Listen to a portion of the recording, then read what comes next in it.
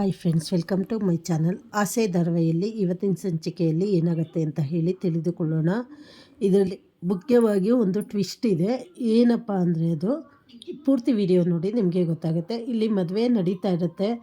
ಹಾಗೆ ಎಲ್ಲ ಶಾಸ್ತ್ರಗಳೆಲ್ಲ ನಡೆಸ್ತಾ ಇರಬೇಕಾದ್ರೆ ಕನಕವ್ರಮ್ಮ ಹೋಗಿ ಅರುಣನ್ನ ಕರ್ಕೊಂಬರ್ತಾರೆ. ಬಾರಪ್ಪ ಟೈಮ್ ಆಯಿತು ಅಂತ ಹೇಳಿ ಈ ಕಡೆ ಕೂರಿಸ್ತಾರೆ. ಈ ಕಡೆ ಮನೋಜ ಅವ್ರ ಹೆಂಡತಿ ಎಲ್ಲ ಫೋಟೋಗಳು ತೆಕ್ಕೊತಾ ಇರ್ತಾರೆ.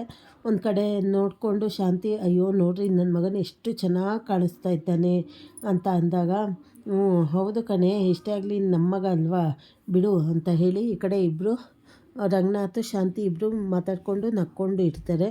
ಇನ್ನೊಂದು ಕಡೆ ಮೀನಾ ಹೊರಗಡೆ ಏನೋ ಕೆಲಸ ಮಾಡ್ತಾಯಿರ್ತಾಳೆ.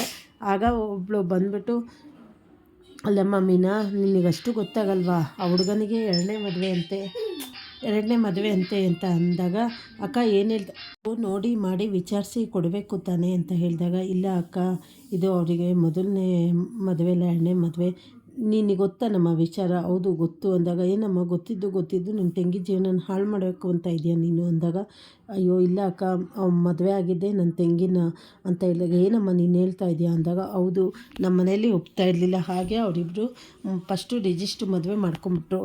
ಆದರೆ ಈ ವಿಚಾರ ಯಾರಿಗೂ ಗೊತ್ತಿಲ್ಲ. ಈಗ ನಾನು ಹಾಗಾಗಿ ಅವಸರದಲ್ಲಿ ಮನೆಯವರಿಗೆಲ್ಲ ಈಗ ಒಪ್ಪಿಸಿ ಮದುವೆ ಮಾಡ್ತಾಯಿದ್ದೀನಿ ಅಂತ ಹೇಳ್ತಾಳೆ.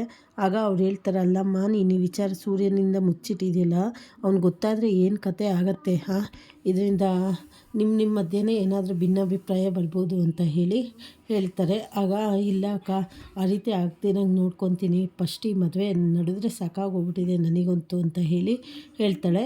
ಈ ಕಡೆ ಒಂದೊಂದೇ ಶಾಸ್ತ್ರಗಳು ಶುರುವಾಗ್ತಾ ಇರುತ್ತೆ. ಅಷ್ಟೊತ್ತಿಗೆ ಜನಗಳೆಲ್ಲ ಮಾತಾಡ್ಕೊತಾ ಇರ್ತಾರೆ. ಈ ಕಡೆ ಸೂರ್ಯ ಏನೋ ಕೆಲಸದ ಮೇಲೆ ಅವ್ರ ಫ್ರೆಂಡಿಗೆ ಫೋನ್ ಮಾಡೋಕ್ಕೆ ಬರ್ತಾನೆ, ಯಾಕೋ ಇನ್ನೂ ಬಂದಿಲ್ಲ, ಇಲ್ಲಿ ಕಾಯ್ತಾ ಇದ್ದೀವಿ ಮದುವೆ, ನೀನು ಬಂದಿಲ್ಲಲ್ಲ ಅಂತ ಹೇಳಬೇಕಾದ್ರೆ ಅಲ್ಲಿಬ್ಬರು ಮಾತಾಡ್ತಾ ಇರ್ತಾರೆ. ಅಲ್ಲ ಎಂಥ ಕಾಲನಪ್ಪ ಇದು, ಹುಡುಗನಿಗಿದ್ದು ಎರಡನೇ ಮದುವೆ, ಪೊಲೀಸ್ ಕೆಲಸ ಮಾಡ್ತಾಯಿದ್ರು, ಎರಡನೇ ಮದುವೆ ಆಗ್ತಾ ಇದ್ದಾನಲ್ಲ, ಎಲ್ಲ ಹುಡುಗಿಯವ್ರ ಮನೆಯವ್ರು ತುಂಬ ಕಷ್ಟದಲ್ಲಿರಬೇಕು, ಅದಕ್ಕೆ ವರದಕ್ಷಿಣೆ ಆಗಲ್ಲ ಅಂತ ಹೇಳಿ ಎರಡನೇ ಮದುವೆ ಅಂತ ಅಂದ್ಕೊಂಡು ಪರವಾಗಿಲ್ಲ ಅಂತ ಮಾಡ್ತಾಯಿರಬೇಕು ಅಂತ ಮಾತಾಡ್ಕೊಬೇಕಾದ್ರೆ ಈ ಕಡೆ ಫುಲ್ಲು ಕೋಪ ಬಂದುಬಿಡುತ್ತೆ ಸೂರ್ಯನಿಗೆ. ಅವ್ರನ್ನ ಇಟ್ಕೊಂಡು ಹೊಡೆದು, ಏನು ಹೇಳ್ತಾ ಇದ್ದೀರಾ ನೀವು ಅಂದರೆ, ಅಯ್ಯೋ ನಮ್ಮನ್ನು ಬಿಡಪ್ಪ, ನಾವು ಇದ್ದಿದ್ದನ್ನೇ ಹೇಳ್ತಾ ಇದ್ದೀವಿ, ಎಲ್ಲರೂ ಇಲ್ಲಿ ಮಾತಾಡ್ಕೊತಾ ಇದ್ದಾರೆ, ಯಾಕೆ ನಿಮ್ಗೆ ಗೊತ್ತಿಲ್ವಾ ವಿಚಾರ ಅಂದ ತಕ್ಷಣ ಈ ಕಡೆ ಸೂರ್ಯನಿಗೆ ಕೋಪ ಬಂದು ಸೀದಾ ಮಂಟಪದ ಹತ್ರ ಹೋಗ್ತಾನೆ. ಅಲ್ಲಿ ಶಾಸ್ತ್ರಗಳೆಲ್ಲ ನಡೀತಾ ಇರುತ್ತೆ. ಹಾಗೆ ವಧುನೂ ಕೂಡಿಸಿರ್ತಾರೆ. ಇನ್ನೇನು ತಾಳಿ ಕಟ್ಟಬೇಕು ಅನ್ನೋಷ್ಟೊತ್ತೆ, ನಿಲ್ಲಿಸ್ರಿ ಈ ಮದುವೆನ ಅಂತ ಹೇಳ್ತಾನೆ. ಯಾಕೋ ಏನಾಯಿತು ಅಂತ ಎಲ್ಲರೂ ಬಂದಾಗ, ಅಯ್ಯೋ ಇವನು ಮೋಸ ಮಾಡಿಬಿಟ್ಟ ನಮ್ಮೆಲ್ಲರಿಗೂ, ಇವನಿಗೆ ಆಲ್ರೆಡಿ ಈಗಾಗಲೇ ಒಂದು ಮದುವೆ ಆಗಿದೆ, ಇದು ಎರಡನೇ ಮದುವೆ ಅಂದ ತಕ್ಷಣ ಈ ಕಡೆ ಎಲ್ಲರಿಗೂ ಶಾಕ್ ಆಗುತ್ತೆ. ಅದರಲ್ಲೂ ಮುಖ್ಯವಾಗಿ ಕನಕ ಅಮ್ಮನಿಗೆ, ಏನಪ್ಪ ನೀನು ಹೇಳ್ತಾ ಇದೆಯಾ ಅಂದಾಗ, ಹೌದತ್ತೆ, ನಾನು ಕೂಕೊಂಡೆ, ನಾನು ಅವತ್ತು ಪಡ್ಕೊಂಡೆ, ಸರಿ ಇಲ್ಲ, ಬೇಡ ಅಂದರೆ ನನ್ನ ಮಾತು ನೀವು ಯಾರ್ಯಾರು ನಂಬಿದ್ರಾ?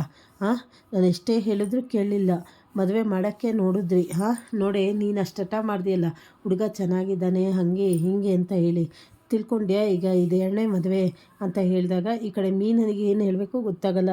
ಆದರೆ ಅವನು ಚೆನ್ನಾಗಿ ಅವನನ್ನ ಇಟ್ಕೊಂಡು ಹೊಡಿತಾ ಇರ್ತಾನೆ. ಆಗ ವಿಧಿ ಇಲ್ದಿರ, ನಿಲ್ಲಿಸಿ, ನನಗೆ ಗೊತ್ತು ಇದು ಎರಡನೇ ಮದುವೆ ಅಂತ ಅಂದಾಗ, ಏನು ಹೇಳ್ತಾ ಇದೆಯಾ ನೀನು ಅಂತ ಹೇಳಿದಾಗ ಈ ಕಡೆ ಮೀನಾ ಮದುವೆ ಆಗಿರೋ ವಿಚಾರ ಎಲ್ಲರ ಮುಂದೆ ಹೇಳ್ಬೋದು. ಹಾಗೆ ಸೂರ್ಯ ಕೋಪ ಮಾಡಿಕೊಂಡು ಛತ್ರ ಬಿಟ್ಟು ಹೋಗ್ತಾನೆ ಅಂತ ಹೇಳ್ತಾ ಇದ್ದಾರೆ.